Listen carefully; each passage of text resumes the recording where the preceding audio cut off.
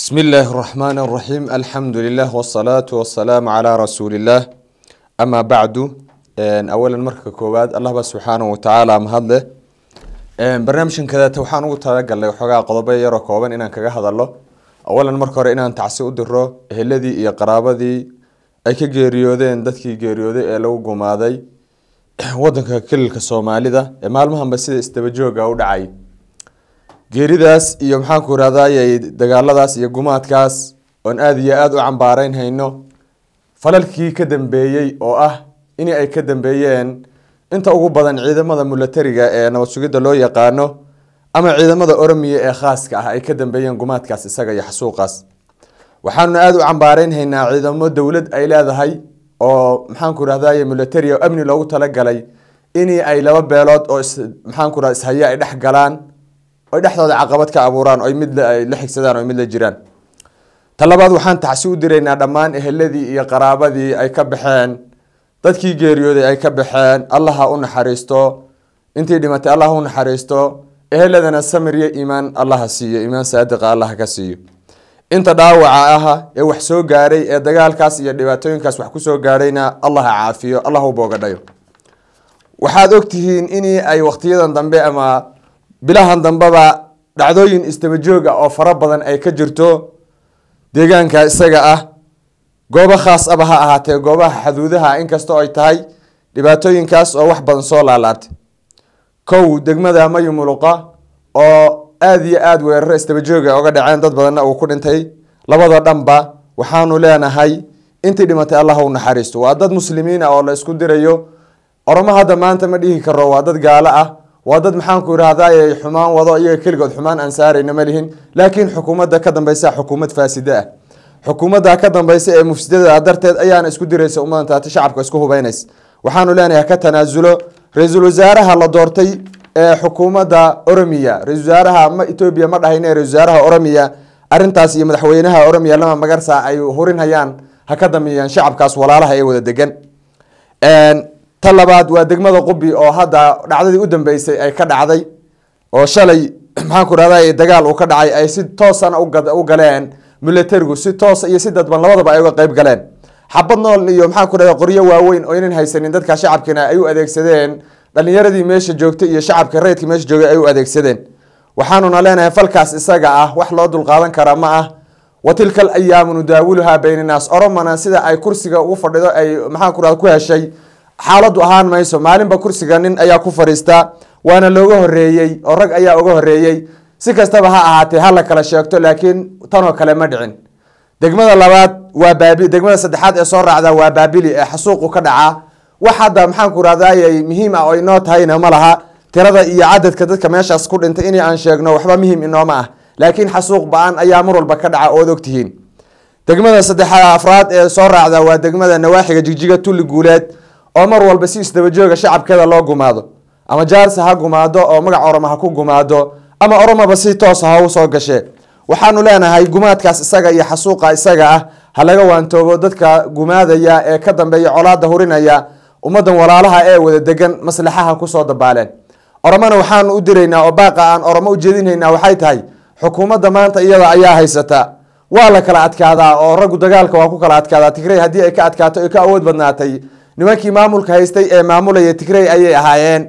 maxaa ku raadayay u talinaya Itoobiya inta ay tahayna isku hayay Tigray ayay ahaayeen Itoobiya waa dad kala duwan oo aad u tiro badan inta ay hayay isku hayeen nin walba maxaa ku raadayay nin wax la siiyay iyo nin wax loo waayayba nin mucaarada iyo nin muxaafadaba intuba way dad wada jiro oo walaala ayay ahaayeen ha ahaatee maanta waxaad moodaa markay Oromo la wareegtay Oromo in ay la soo baxday awood ka balaaran awoodii shacabka iyo wada noolaanshihii dadku ay wada noolaayeen inii ay noqdeen Oromadii meesha deganeed ee la wada deganaa ay dabadiisa wax ku og inay noqotay kii meeshan joogay ee markii hore shacabka ahaa diris military inuu soo qaatay diris military shaar military inuu soo huwaday waxayna taasi sababaysaa in nabad la'aan ay ka dhacdo iyo xasilooni dareen ay ka dhacdo geeska maxaan ku raadayay Itoobiya taasna waxaanu leenahay Oromo ha ka waantowdo hana soo dabaasho iyaga ayaa ah maanta maxaan ku raadaa dadkii meesha ugu sareeyay xukunka ugu sareeyay ku fadhiyay shalay waxaad ogtihiin ninka ra'iisul wasaaraha ee la yiraahdo Abiy Ahmed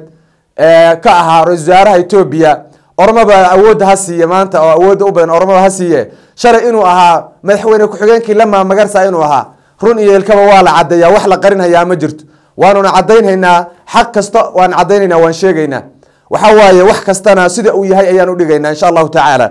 ku-xigeenkii Lama Magarsa ayuu ahaa madaxweyne ku-xigeenkii Lama Magarsa ayuu ahaa marka ay ka socotay mooyaale xabadu ay ka socotay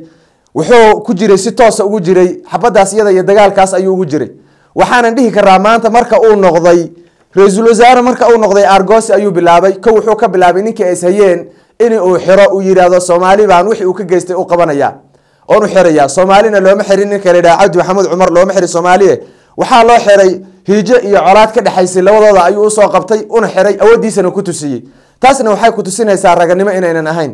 wuxuu kale oo hadaladiisa waxyaalo badan laga sheegayo in waxba daba raacaynin inuu yiri Lama Magarsa wuxuu ahaa taliyahayga tooska haddana waa taliyahayga dadban taasna waxay ku cadeynaysaa inuu dabada ka soo wado waxaad kale oo ogtihiin Cabdi Maxamed Cumar ninka leeyahay Cabdi ilay kali inuunan geysanin maxaan ku raaxad gudub inuunan geysanin rag kale oo badan oo madax ah oo isaga ka sareeyay oo isaga la hadli jiray oo isaga soo diri jiray ayaa jiray hal qof oo la soo sheegay oo la soo magacdhabay ama maxkamad la soo taagay ma jirto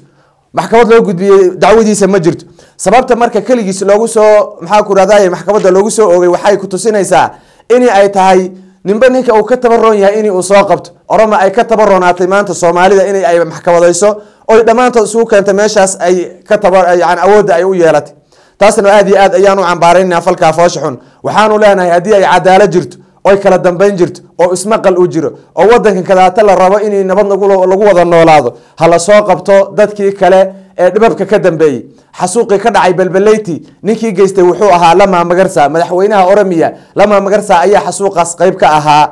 waxa maanta ka hadlaya oo laba wax iska weydiisayna ma jirto sababta dhiiga Soomaaliduna uu hadir u yahay dhiiga Oromaduna uu dahab u noqday taasina waa mid iyaduna u baahan Soomaaliya baraarug u baahan waana mid aan farintaas u diraya Soomaalidan inay ay baraarugto waxaan kaleeto oon fariin yar oo kooban u dirayaa nimanka loo soo magacaabay dawlad deegaanka maanta ee madaxda ka ah ninka la yiraahdo Mustafa iyo ninkan kale ee gudoomiyaha xisbiga ah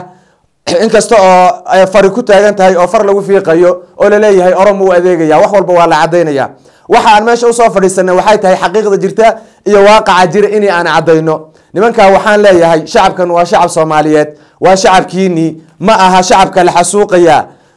ma aha maxaan ku iraahday shacab aydan u dirnaxaynin ma aha waa shacabkaagi waa dadkaagi nin wali wuxuu wax ku noqdaa dadkiisa new bolisku hala eedeeyo laakiin waxay difaacayeen xuduudaha ay Soomaalida Oromiya leeyihiin ayaa hadii wax lagu eedeynayna lagu eedeynay tii ayaa maanta taagan shaqadii ay qabanayeen in ay military si toos u soo galaan iyagina la eedeeyo ayaa timid taasna waxaanu leenahay xaalad aad iyo aad u foolxun waay wax indhaha laga qabsan karana ma waxaanu leenahay oo baaq u diraynaa Soomaalida meel kasta oo joogan dhammaan qofkii oo Soomaali ku hadla iyo maxaan ku raahday qofkii Soomaali u dhashay anagu Oromo lama hadlayno Oromo waxa waaye hadii ay hadal wax ku qaadanayso wax badan ayaa la hadlay qof kasta oo Soomaaliya waxaad ogaataa in ay tahay xadgudub iyo xuquuq darro waxa maanta ka jira deegaanka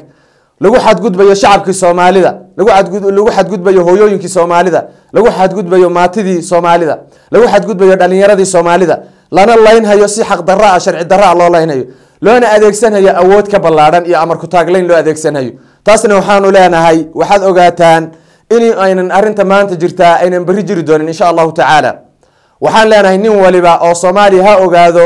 waxaan arintan ka dambeeyay in ay niman cadow ay yihiin niman cadow oo xukunka qabsaday in ay yihiin arintoodina argoos ay noqotay waxaan leenahay dadkaas iyaga ah ha ogaadaan in aynan maxaan ku iraahday Oromo aynan walaal la ahayn hadii ay Oromo waa walaalahan nagu siriisay maanta maxaa dhacay maanta yaa nagu diray maanta xagee ka imaatay in walaalahan noqon weydo arintaas iyada ah hal wada baraarugo qof kasta oo shacab oo Soomaali ah ha ku baraarugo gumaysiga shalay laga cararayay gumaysi ka daran oo ka culus inuu ina saarmay aan maxaan ku raadayay dushana aan saaranay hadii si degdeg ah wax looga qaban waayo arintaas oo xukuumadda jirta iyo madaxda jirta ay xalin waayaan dhibka isaga wuu socon doonaa ilaa on ka xorowno insha Allah taala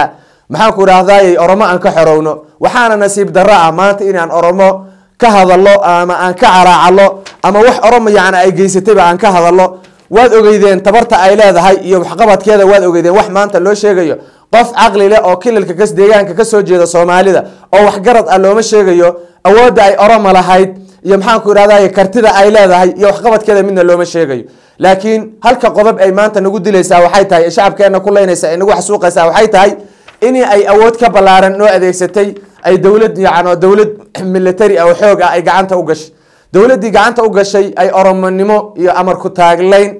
cad oo maxaan ku yidhahdayay aan dadbanayn ay noo isticmaalayso taasna soomaalida waxaan leeyahay gacmaha la isqabsado qof kasta oo soomaali ah qofka kale ee walaalkii ah sida uu wax ugu qaban lahaa ama uu u garab istaagi lahaa ku fikiro inii aan kana reer hebela iyo kana maxay qabiil ah la dhaafo oromo waad ogtihiin waxa ay kala tahay iyo dadka ay kala tahay iyo qabaa'ilkan waxuu yahay magacan waqtiga la sameeyey wax inayna waxba iska ahayn nin waliba waa ogyahay waana yaqaana oromo waxa waye waa dad karkarma ah sida ay u dhantay karmo waaye soomaali ayaa u badan tahay kana buuxda waa dad la isu keenay lasoo aruuriyey magac loo sameeyey oo jabhadoodu u samaysay magacan oromiya loo sameeyey waa magac la isugu keenay dadkii noocaas ahaa yaa wada socda oo midaysan waana dadka tiradooda aad aragtay muwaafaqadooda iyo tayadooda haba xumaatee aad bay u tayo xun yihiin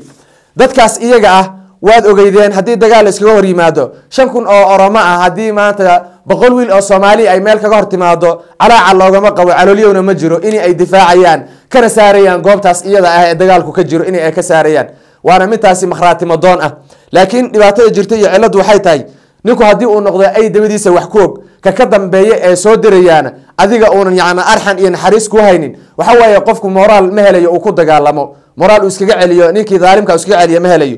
cuquubada ina haysata maanta taas weeyaan shacabkii soomaalida waxaa helay maxaan ku idhaahdayay ay dabadiisa wax ku og ayaa helay waxaanan oga tacsiyeynayaa dhammaan eheladaas iyo dadkaas walaalaha ah ee waxyeelooyinka iyo dhibaatooyinku foosha xun ee xasuuqi kusoo gaaray dagaaladaas kala duwan ee sanadkan baa ka socday wadanka gudihiisa insha allahu tacaala waxaanan rajaynaynaa baaqaas inuu idin soo gaaro waxna aad ku qabantaan aad kuna waansataan maxaan ku idhahdaa waxna isku qabataan dad walaalo ah oo mid ah oo isgarab istaagan aad noqotaan kana reer hebel iyo reer hebel baa maxay reer hebel baa kursi ku fariistay hawshaas iyada inaad ka baxdaan maanta waxaa lagu jiraa in la iska difaaco dhulkeenana la difaaco dhulka wax ka qaalisan ma jiro dumarka iyo maxaan ku idhahdaay caruurta ayaana waxaan iyo dadka da'da yar ayaa waxaan u sheegayaa inay iyaga difaacan karaan dhulka haddii ay noqdeen dadkii maxaan ku idhahdaay xilalka haya ee mas-uuliyiinta ah dad iyaga fiirsanaya kursigooda iyo qarashkooda iyo calooshooda waxay u shaqaysanayaan fiirsanhaya dadka dhalinyarta ee soo kacaya jiilkaas ayaa waxaan ugu baaqayaa uguna dardaarmayaa inay ay badbaadiyaan dhibaatada ka socota wadanka iyaga ayaa difaaci kara badbaadina kara oromo maanta uma baahnaba in qori loo qaato qori in lagu difaaco uma baahna haddii ay banaanka naga istaagi lahayd militarigaas banaanka naga islaahi lahayd dowlad dhisan bay ahayd dowlad isla lama dagaalami karo waxaan hubaa oo makhraatimo doon ah oromo inay maanta dhagax lagu xoreyn karo wadankeeda dhaafe meel kore in la gaarsiin karo dhagax in lagaga saari karo waayo dadku dad tayale ma ah waa dad aada u liita dad uun maanta haddii la yidhahdo qoomiyadaha ugu liita ayay kamid yihiin ee la liido waad ogtihiin maanta qof etoobiya kusoo barbaaray ama kusoo koray ama sooba arkay ama wax ka yaqaan meesha ay yihiin iyo meeqaamka ay ka joogaan si fiican buu la socdaa waxaan hadda la isku soo yabyabay ee la isu keenay waa dadkii tuugsan hayay ee meelaha derbiyada taagnaa dadkii ayaa inta la isu keenay ayaa dad laga dhigay maxaa ku idhahday la yidhi wadanka idinka ugu sarreeya idinka ugu awood badan nin shalay tuugsan hayay maanta mas-uul baa tahay hadii la yidhahdo muxuu samaynayaa meel uu ka bilaabo ma garanayo mas-uulnimo iyo awood waxay tahay iyo kursi wuxuu yahay ma yaqaan laan ninkan tuugsi ayuu kusoo barbaaray kuna soo koray tuugsigii unbu u malaynayaa wax waliba inuu yahay mas-uuliyaddii la saaray iyo ummaddii inuu hogaamiyana way ku adkaanaysaa taas waa intaas ayaan kaga soo harayaa oromo waxa ay tahay marka waxaan leeyahay walaalayaalow gacmaha la isqabsado hana la iska dhiciyo baashaas iyada ah la iska dhiciyo wabillahi tawfiiq